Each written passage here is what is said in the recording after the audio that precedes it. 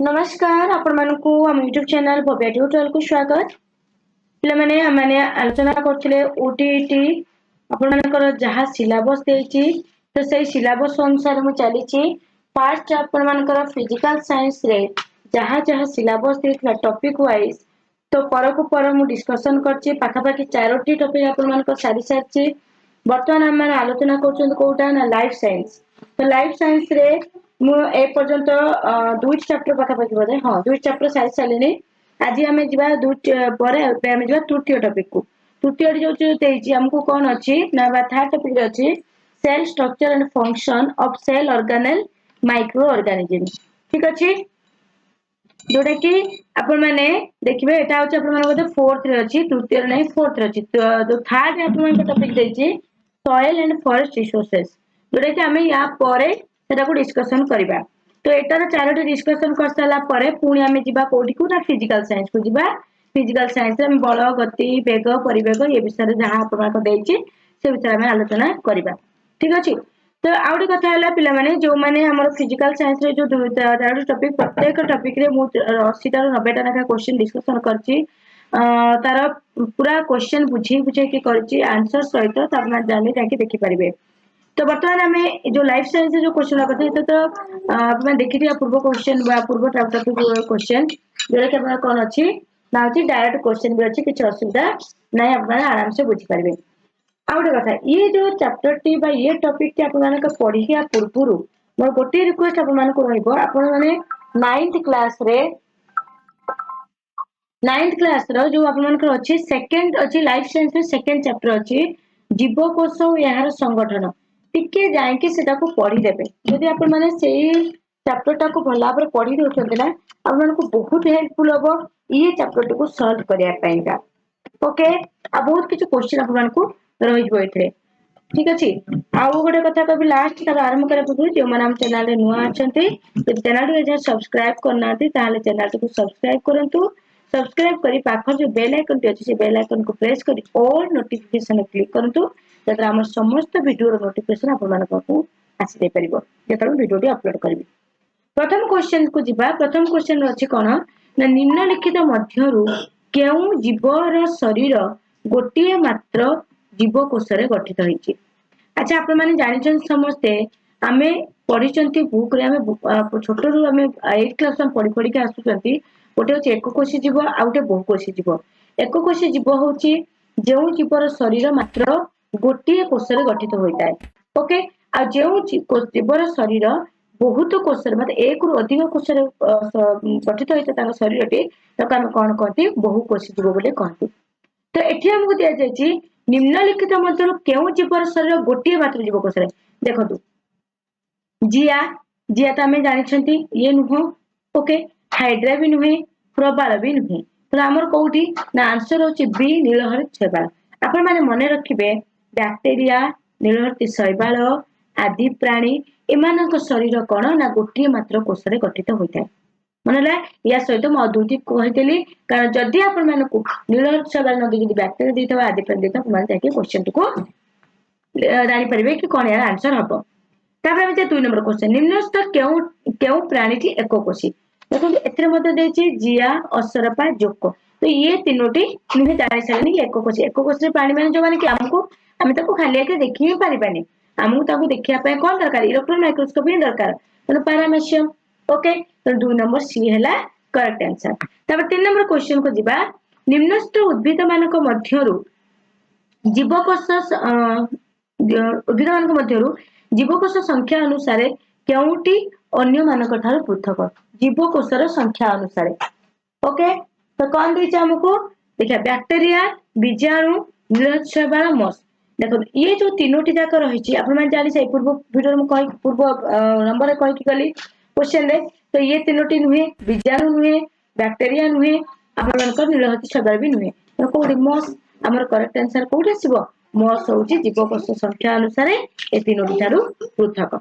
तापर से 4 number question को नंबर 4 देछि निम्नस्थ जीव मध्यरु केउ जीवर शरीर एकाधिक कोष रे गठित होइछि गोलकृमि एमीबा पैरामीशियम मलेरिया पैरासाइट तो मलेरिया पैरासाइट हैला पैरामीशियम हैला एमीबा हैला ये समस्त शरीर देखो जोटा आमको ये कौन गोटे भल जिनस कौन जो क्वेश्चन की आसुची से क्वेश्चन उपरे 2-3-4 क्वेश्चन एक्स्ट्रा दउची जोटा कि हमको कंफ्यूज क्लियर करिया पैका आ गोटे कथा आप माने लास्ट में वीडियो को निश्चय देखिबे कारण लास्ट में देखिले ही हम देखो क्वेश्चन जब देखिबे हमको इजी लागिवो किंतु जब हम ऑप्शन को जानती ना हम कंफ्यूज हेती एटा हबना सेटा काई एमिति हमको ऑप्शन मिल जाए तो वीडियो को लास्ट में देखिया चेष्टा करियो भाबुची देख आप मानको हेल्पफुल ही रहइबो ओके तो देखो या भीतर कहि केउ जीव शरीर कार्य कोष करछुदा तेनु गोल कृमि एमिबा नुहे ठीक अछि पारामेसियम भी नुहे मैलेरिया पैरासाइट भी नुहे तापर अछि नेक्स्ट क्वेश्चन निम्नस्थ वैज्ञानिक मानक मध्यरु किए जीवकोष आविष्कारक एठी देखंतु मु आउ केते जन का ना कहि दोछि एठी केवल देछि जीवकोष कथा कहिछि जीवकोष आपण माने जानते कोया रॉबर्ट हु आउ केते आपण माने नोट कर नियंतु जे माने पढिचंती नवम श्रेणी बुक रे जानि परिबे जे माने पढि नाहंती कारण दिन जब पढ़ते भूली जाइए ठीक अच्छे किसी असुविधा नहीं मुझे कही दूसरी थोड़ा मन रखिए नोट कर लिया प्रथम है मन रखिए 1831 मसीह लिख दिंतु 1831 मसीह रॉबर्ट ब्राउन जे कि सी कौन करते न्यूक्लियस न्यूक्लियस आविष्कार करते के रॉबर्ट ब्राउन लिखि दो देखो रॉबर्ट ब्राउन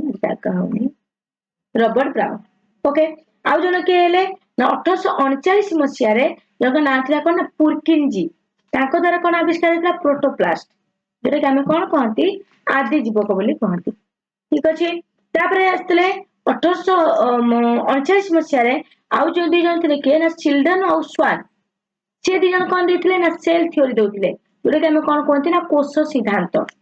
ओके तेनु एठी मन रखिबा आउटे कथा हम कहि दोची टिके क्लियर कर दोची जो चिल्ड्रेन और स्वान चिल्ड्रेन देथिले कोन ना उद्भिद कोषर सिद्धांत और स्वान देथिले कोन ना होची प्राणी कोषर सिद्धांत मन रहला कि नहीं दुई जन का नाम मन रहला तो जते भी ए क्वेश्चन मध्ये आपण मानको डिफरेंशिएट पकई पारे कोई भी आपण काई कोन पई कहूची क्वेश्चन भी थिबो लेले अछि निश्चित भाबे एथिले जानि पाइबे ओके आउ जतिले 1855 मसिया रे ताको ना थिला कोन ना भिर्चु 1855 रे भिर्चु जे कि कोन करथिले से कोष जो कोष करथिले जे कोष विभाजन क्षम आ नूतन कोषर सृष्टि सर्वदा को पूर्व कोषर संभव होइताय मने रहला अच्छा तापर नेक्स्ट क्वेश्चन को दिबा नेक्स्ट क्वेश्चन कहछि कोन ना समस्त उद्भिद जीवकोष द्वारा गठित बोली प्रथमे केउ वैज्ञानिक मत देथिले देखंतु एबे क्वेश्चन टी कहि कि कली के ना होछि स्वेल्डेस एटी स्लेडेन लिखा हैछि के स्लेडेन पढछथि के स्लेडेन पढछथि तेन देखंतु एटी कोन लिखा हैछि ना स्लेडेन उद्भिद जीवकोष कथा कहछि त हम स्लेडेन यदि प्राणी जीवकोष हमरे कथा कहितांता ताले हम लिखताते स्वान ओके तब नेक्स्ट बा 7 नंबर क्वेश्चन को देछि 100 माइक्रोन इक्वल टू केते केते ना 10 टू द पावर -4 मीटर तापरे नेक्स्ट क्वेश्चन नंबर इज 8 देखिबा क्वेश्चन कोन देछि यदि आपण मानको सेक्शन टी भल लागुछि ताले निश्चय भाबरे लाइक करंतु वीडियो टी को आ आपण मानको फ्रेंड मानको सहित शेयर करंतु देखो तापर देछि कोन ना समुठारु बड़ जीवकोषटी किए कुकुड़ा अंडा ओटपक्षी अंडा स्नायु कोष मनुष्य जीवकोष सबुठारु बड़ जीवकोषटी तो किए ना होची ओटपक्षीर अंडा एटा त हम जानि छि समस्ते तब 9 नंबर दे सबुठारु लंबा जीवकोषटी किए एइटा प्रमाणटी कंफ्यूज पके पारे त सबुठारु लंबा जीवकोष के मनुष्य स्नायु कोष जो रहता सेटा सबुठारु लंबा तब सबुठारु क्षुद्र जीवकोषटी किए देखंतु एटी आरबीसी नुहो डब्ल्यूबीसी नुहो स्नायु कोष भी नुहो स्नायु कोष त हमें भी देखि गेलो सबुठारु लंबा त किए ना बीजाणु कोष नेक्स्ट जीवा कहिना में एटा जानछन सब क्षुद्र माने एमाने कोन एको कोषी जीव ओके अच्छा तापर देछि नेक्स्ट क्वेश्चन देछि 11 नंबर ए एक जीवकोष को इलेक्ट्रॉन माइक्रोस्कोप रे देखिले यार बाहर आवरणटी कोष झिल्ली बोली हमकु जणा पड़िला ओके बाहर आवरणटी कोन जणा पड़ला कोष झिल्ली बोली तेबे ताहा निम्नोक्त केउ जीवर कोष देखो जदि हमें एठी जानि छंती बाह्य आवरणटी कोष झिल्ली ता मन जो प्लाज्मा मेम्ब्रेन कहउछंती तार से कोन प्राणी जदि बाह्य आवरणटी कोष भित्ति अछि ताहले हम सेटा कहबा कि न उद्भिदर बोली ओके उद्भिद रे कोष झिल्ली कोष भित्ति दुईटी जाक अछि किंतु प्राणी कोष रे केवल कोष झिल्ली अछि ହେଲା। ତେଣु ଯଦି ବାହ୍ୟ आवरण कथा कुआ जायछि ताले किए निश्चय भाव आम कहबा गोटे प्राणीटीए। ऑप्शन देखा कौन देछि क्लामाइडोमोनास, यूट्रिकुलारिया, बेंगो, बरगछ। तेणु कि बेंगो क्लियर। तापर उद्भिदर कोष भित्ति कहा द्वारा गठित तेणु कोष भित्ति बा कोष भित्ति को दृढ़ प्रदान करुच्ची तो कोष भित्ति देछि कहा द्वारा गठित होइछि किए ना होछि प्लाज्मा मेम्ब्रेन। तब नेक्स्ट कोष झिल्ली रो द्विस्तरीय झिल्ली कहा द्वारा गठित जो कोष झिल्ली रो द्विस्तरीय झिल्ली रहिछि कहा द्वारा गठित होइछि तेणु किए ना पुष्टि सार और स्नेह सार द्वारा। आमे जानि छंती जो कोष झिल्ली रहिछि सेटा कोउथे ना लिपोप्रोटीन लिपिड और प्रोटीन को मिसैकि तर प्रोटीन हैला के ना पुष्टि सार लिपिड हैला के ना स्नेह सार तेणु ये दुटा को नेकी गठित। कोष एक कि प्रकार द्रवण एटा गोटे कलर्ड द्रवण के मन रखिबा। तापर 15 नंबर क्वेश्चन देछि कोष झिल्ली रे थिबा लिपोप्रोटीन देखो लिखा जायछि कोष झिल्ली रे थिबा लिपोप्रोटीन केउथरे द्रवभूत होई परिबो मन रखंतु एटा द्रवभूत होई परिबो कोथरे अल्कोहल व एसीटोन रे। तब नेक्स्ट क्वेश्चन इज केउ अंगर जीवकोश रे माइटोकॉन्ड्रिया अधिक थाए देखंतु एठी स्नायु देछि रक्त देछि मांसपेशी देछि अस्थि देछि तो एथिरे स्नायु कोश नामक जो रहिछि अंग तो मांसपेशी रे जीवकोश रे कोन थाए ना माइटोकॉन्ड्रिया अधिक परिमाण रे रहता है। ओके तब देछि नेक्स्ट क्वेश्चन जिबा। नेक्स्ट क्वेश्चन देछि 17 नंबर क्वेश्चन 17 नंबर देछि देखंतु लिखा है कि माइटोकॉन्ड्रिया जीवर कोशर शक्ति केंद्र निश्चय हम जानते हैं माइटोकॉन्ड्रिया होची जीवकोशर शक्ति केंद्रटी आ ता शक्ति मुद्रा के एटीपी टिके रामे आउ टिके ऐड कर देले ताल देछि गैस कोशर प्रोटीन निर्माण केंद्र ये हैला राइबोसोम कोन करे ना प्रोटीन और पुष्टि सार संश्लेषण करे तेरे प्रोटीन निर्माण केंद्र होची किए ना राइबोसोम निश्चित नुहे रसधानी नुहे आउट होची लाइसोसोम का हम कह कहता आत्मघाती थली कहती हैला तो ये तीनोटी जाको केही नुहे। तापर 18 नंबर क्वेश्चन देछि सम्मिलित भाबे कार्यकर्ता राइबोसोम को कोन कहा जाय सम्मिलित भाबे कार्यकर्ता राइबोसोम को हम कोन कहती गोल्गी बोली कहती। तापर देछि प्राणी कोश रे गोल्गी उपादान मध्य रे कोन थाए जो गोल्गी उपादान अछि ता मध्य रे मने रखिबे कोन रहिछि ना देछि तैल जातीय पदार्थ लिपोप्रोटीन सेल्युलोज आरएनए और डीएनए या भीतर थाए तैल जातीय पदार्थ। तापर देछि क्षरण प्रस्तुत करुथिबा जीवकोश मानंकरे केउ अंगिका अधिक परिमाण थाए क्षरण प्रस्तुत करुथिबा जीवकोश ये जो चारोटी जीवकोश देछि सॉरी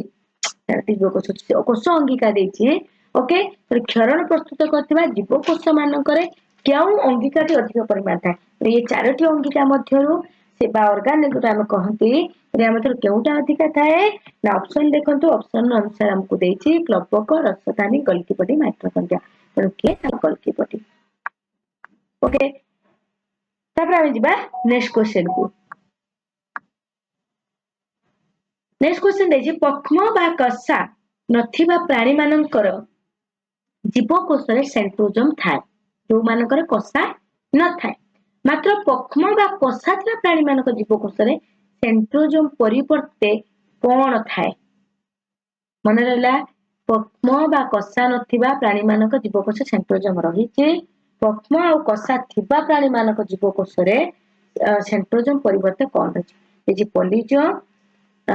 लाइसोजोम राइबोसोम काइनेटोजोम तो यार उत्तर मन रखिबे काइनेटोजोम। तापर हरित कणिका काहा द्वारा गठित हरित कणिका दिस विटामिन तापर बतेछि लिपोप्रोटीन श्वेतसार धातव लवण तेणु यार उत्तर मध्य कोठी हबो ना लिपोप्रोटीन द्वारा गठित होता है। तापर देछि मूला गाजर शकरकंदा आदि उद्भिदर मूलर जीवकोश रे केउ प्लास्टिड अधिक परिमाण थाए केउ प्लास्टिड थाए श्वेत कणिका रंगवाही कणिका हरित कणिका ये समस्त कणिका देछि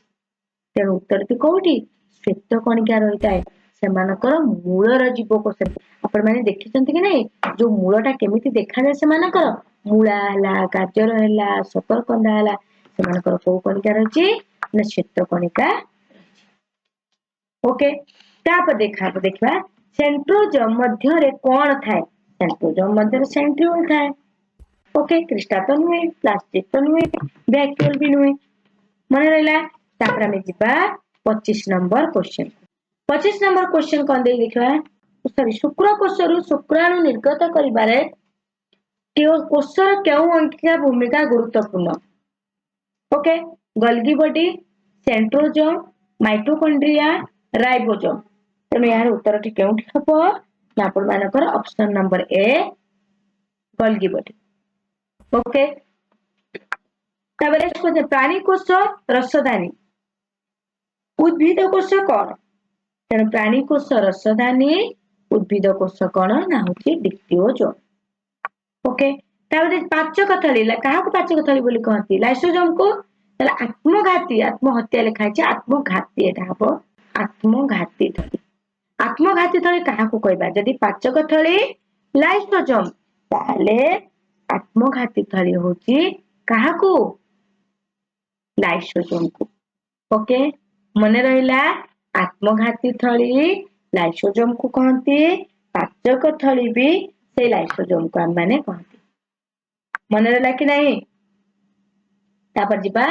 नेक्स्ट क्वेश्चन कहला जीवकोशर अंगिका मानकर अवस्थिति अनुसार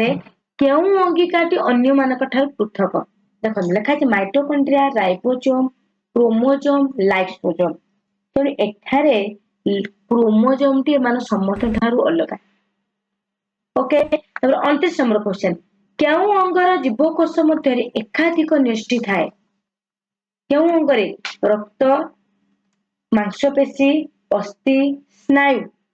तो यार उत्तर मध्य कोठी मांसपेशी मध्य एकाधिक नष्ट अधिका परिमाण रही कौन